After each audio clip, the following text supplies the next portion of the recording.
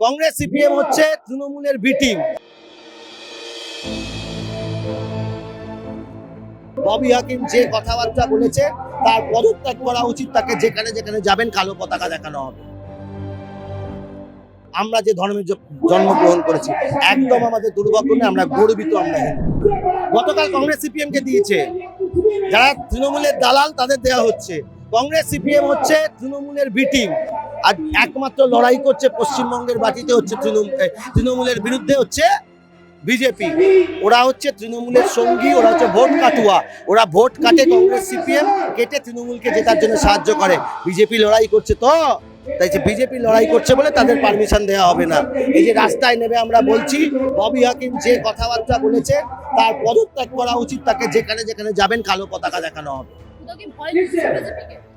ভয় পাচ্ছে, তারা বুঝতে পারছে না ভোটের পার্সেন্টেজ 2,33,00,000, আর তো 30-40 লক্ষের তফাৎ। টপকে গেলেই তো হেরে যাবে, বুঝতে পারছেন। তাই একটু পাম্প দিচ্ছেন কংগ্রেস আর সিপিএম কে, যদি কিছু ভোট পায়।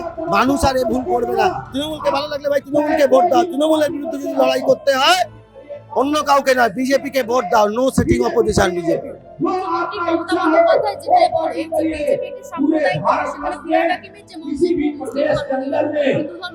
বিজেপি অন্য ধর্মকে ছোট করতে শেখায় না, নিজের ধর্মকে ভালোবাসতে শেখায়, অন্য ধর্মকে কখনো ছোট করতে শেখায় না। ববি হাকিম যে ভাষায় কথা বলেছেন, উনি অন্য ধর্মকে ছোট করেছেন। আমাদের দুর্ভাগ্য নয়, আমরা যে ধর্মে জন্মগ্রহণ করেছি একদম আমাদের দুর্ভাগ্য নয়, আমরা গর্বিত। আমরা হিন্দু, আমি গর্বিত। আমরা হিন্দু, আমি গর্বিত, আমি বাঙালি।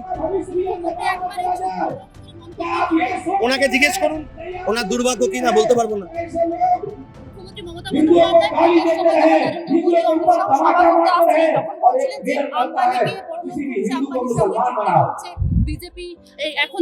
এখন বিয়ে বাড়ি চলে গেছে, একদম ফুলের তোড়া দিয়েছেন।